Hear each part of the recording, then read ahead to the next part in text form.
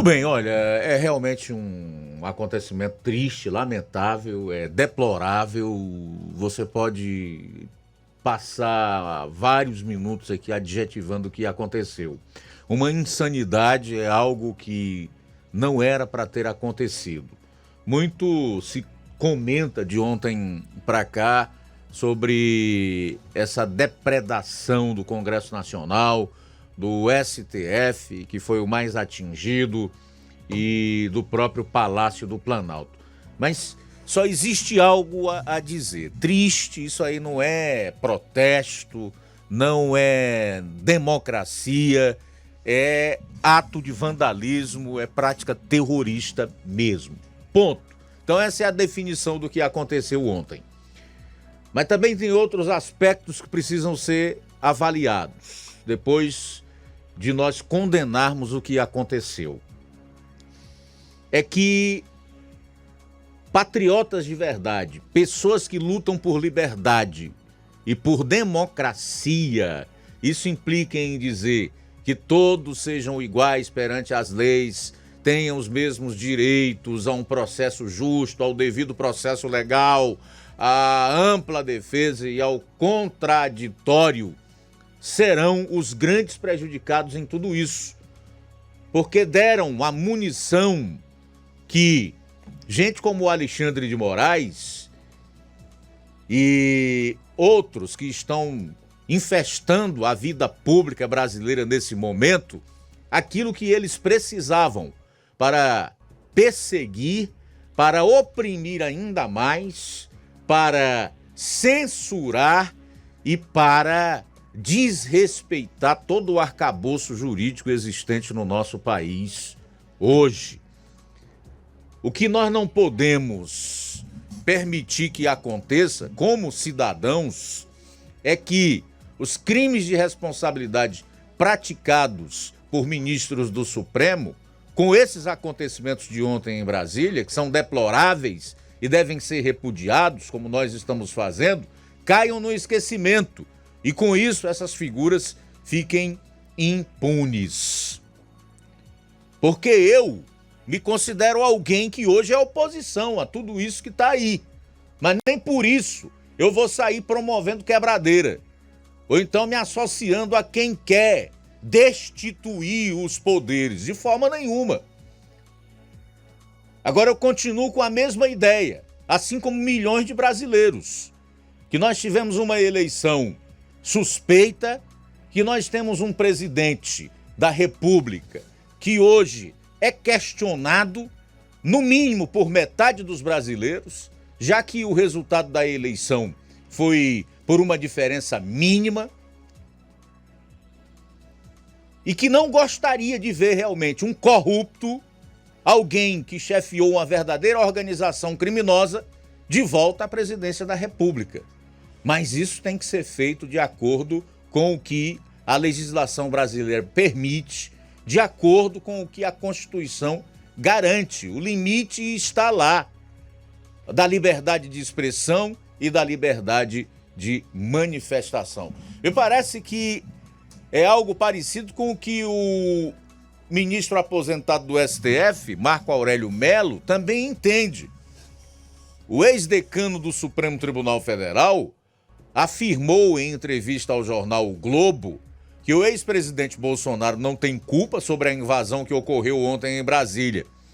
Ele também culpou o Supremo pelos atos.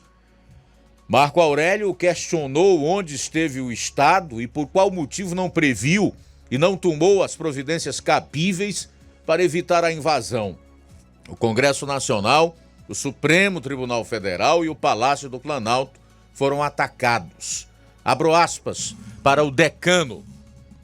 Estou estarrecido e a única indagação que faço é: onde esteve o Estado que não previu isso e não tomou as providências cabíveis? Refiro-me ao Estado como um grande todo, não apenas ao governo do Distrito Federal. É algo impensável ter o STF depredado, ter o Congresso Nacional depredado como ocorreu. Vamos fechar o Brasil para balanço, afirmou. Ainda em aspas, não lembra o Capitólio porque foi muito pior do que houve no Capitólio. Lá teve resistência e a repercussão internacional aqui é péssima. A insegurança jurídica é total para o Brasil. O que investidor estrangeiro vai pensar disso aqui, que é uma república dos bananas? Fecho aspas. O ex-ministro do STF evitou responsabilizar o ex-presidente pelos atos ocorridos em Brasília. Novamente abro aspas. Os responsáveis estão no Brasil, no território nacional, considerando as forças repressivas, as forças armadas. Bolsonaro não tem o domínio dessas forças que estão na rua. Ele não tem culpa. Está a quantos quilômetros daqui? Questionou. Ele também apontou o dedo e culpou o próprio Supremo. Abro aspas. Falhou todo mundo. E começou a falha no próprio STF, quando ressuscitou politicamente o ex-presidente Lula, dando o dito pelo não dito, quando enterrou a Lava Jato, quando declarou a suspeição do Sérgio Moro, que veio a ser resgatado politicamente pelo estado do Paraná. O que começa errado, nós aprendemos quando garotos. Não acaba bem. Fecho aspas aí para o ministro aposentado do STF, Marco Aurélio Melo. É isso aí.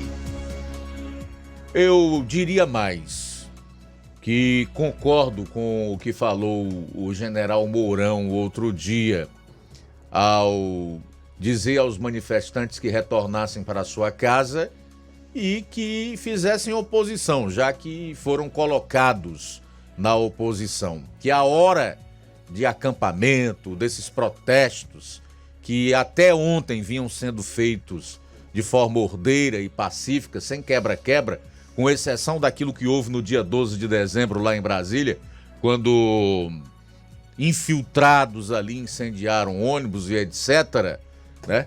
Que a hora de fazer protesto, manifestação, é quando esse STF aí resolveu, com base no CEP, anular as condenações do Lula e ainda tornar o então juiz da Lava Jato, Sérgio Moro, suspeito.